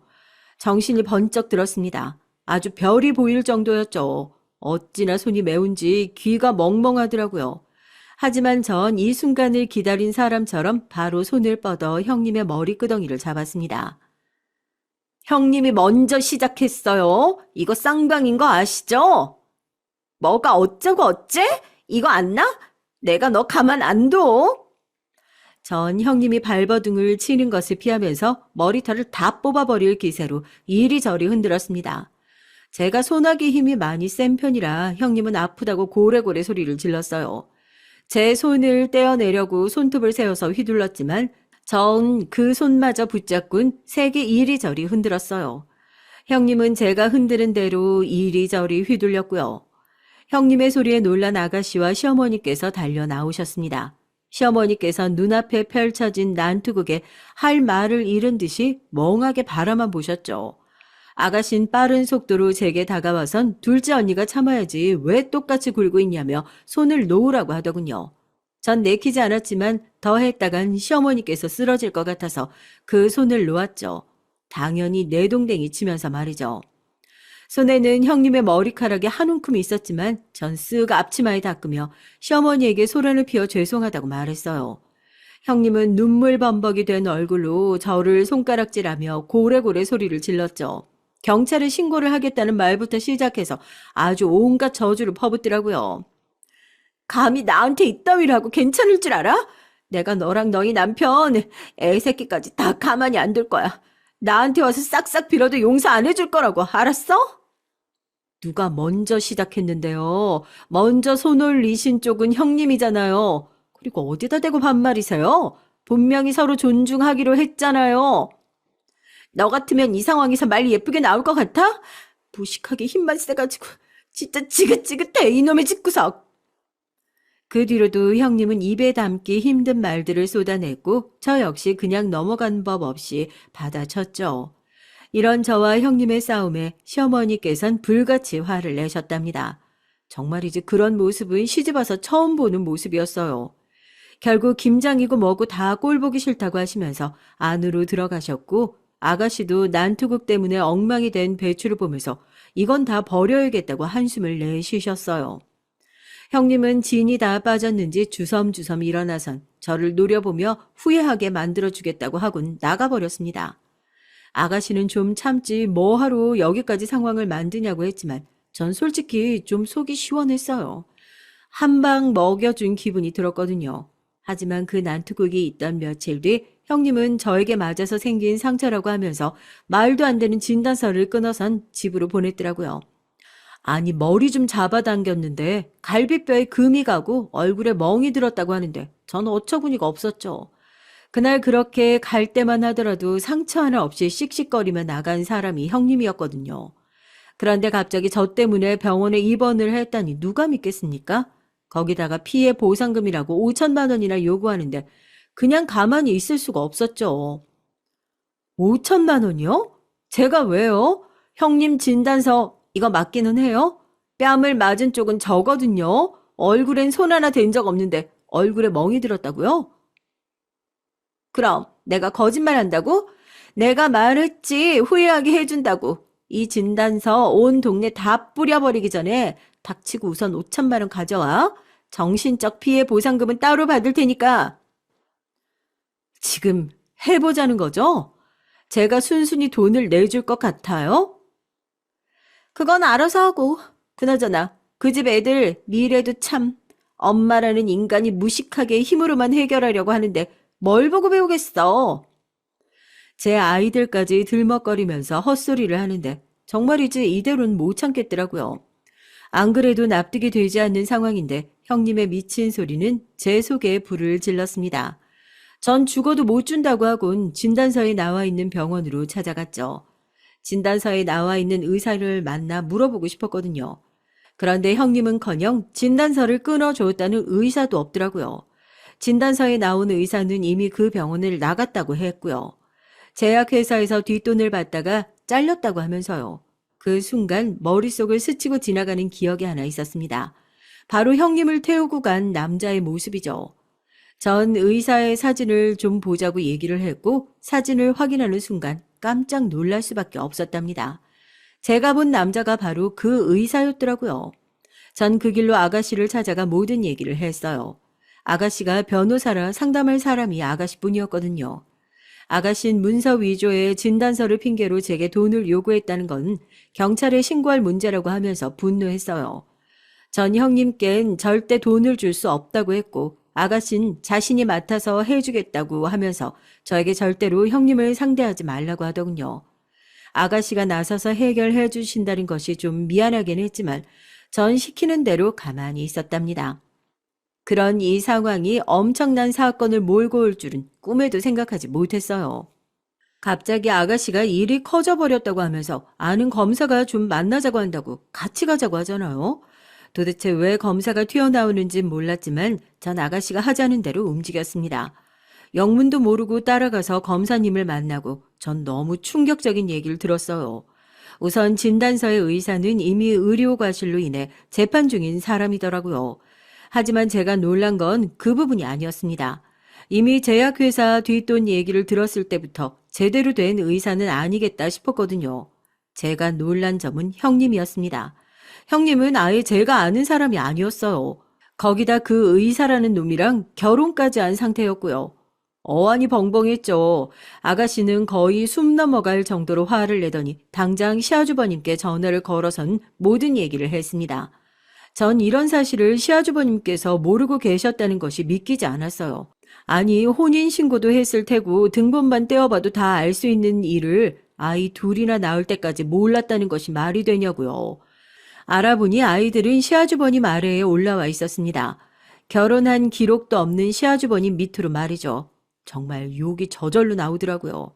이 사실을 알고 시아버지께서는 쓰러지셨고 시어머니께서는 별반 다르지 않았죠. 시아주버님은 아예 문을 걸어 닫곤 방 밖으로 나오려고 하지 않으셨고요. 아이들을 봐서라도 정신 차리셔야 한다고 남편이 몇 번이나 찾아갔지만 소용이 없었습니다. 결국 남편이 우리 집으로 아이들을 데려왔어요. 정말이지 믿을 수 없겠지만 이 모든 일이 일주일 사이에 벌어졌어요. 전 무슨 일이 있어도 사장님을 잡아야겠다고 생각했죠. 하지만 제가 사실을 알고 있다는 것을 어떻게 들었는지 돈을 요구하던 형님은 죽은 듯이 조용했습니다. 그래도 형님의 모성애가 있으면 애들 보러 오지 않을까 싶었는데 그런 생각이 조금도 없었는지 그림자도 보이질 않더라고요. 전 초조한 마음으로 하루라도 빨리 잡히기를 기도하면서 기다렸어요. 사건이 터진 뒤 3개월 정도 지났을까? 드디어 형님이 붙잡혔다는 소리가 들렸습니다. 너무나도 반가운 소식이었죠. 전 한달음에 경찰서로 찾아갔습니다. 평소와 다름없는 형님이었어요. 그리고 함께 있는 남잔 그 의사놈이었고요.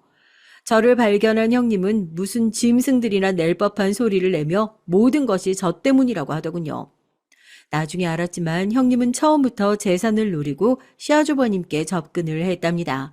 우연히 어플에서 알게 된 시아주버님이 주식에 성공해서는 별다른 직업도 없는 사람이라는 것을 알고 유혹해서 재산을 남몰래 따로 옮기고 있었던 것이었죠.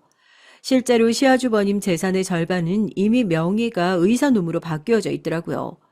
제가 의문이었던 건 그렇게 재산을 노린 사람이 아이를 낳고 살았던 이유를 모르겠더라고요. 하지만 유전자를 검사하니 첫 애만 시아주버님의 아이지 둘째는 아버지가 누군지 알 수가 없었어요. 그 의사놈의 자식도 아니었다는 것이 너무나도 충격이었답니다. 이 모든 것을 다 알게 된 시아주버님은 정신이 나간 사람처럼 며칠을 우시더니 소리 소문도 없이 사라지셨어요. 아이 둘만 남기고 말이죠. 양육비는 충분히 보내줄 테니 잘 키워달라고 하더라고요. 전 솔직히 시아주버님이 불쌍하다는 생각은 들지 않았죠. 아이들을 이렇게 무책임하게 버리고 자기 아픔만 생각하는 사람이 뭐가 불쌍하겠어요. 아이들이 가엾지. 형님은 법적 처벌을 받았다는데 그건 저희와는 아무 상관이 없지 않겠습니까? 그저 친권 정리만 빨리 처리했죠. 친권도 정말이지 어처구니가 없더라고요. 조금의 망설임도 없이 포기를 하셨어요. 자기가 낳았지만 솔직히 짐이었다고 하면서 말이죠. 만약 제가 그 자리에 있었다면 아마도 형님의 뺨을 몇 대는 올렸을 겁니다. 아무것도 모르는 아이들을 대신해서 말이죠. 하여튼 저의 난투극이 불러온 것이나 다름없는 대사계극은 아마 영원히 잊지 못할 것 같습니다. 끝까지 들어주셔서 감사합니다.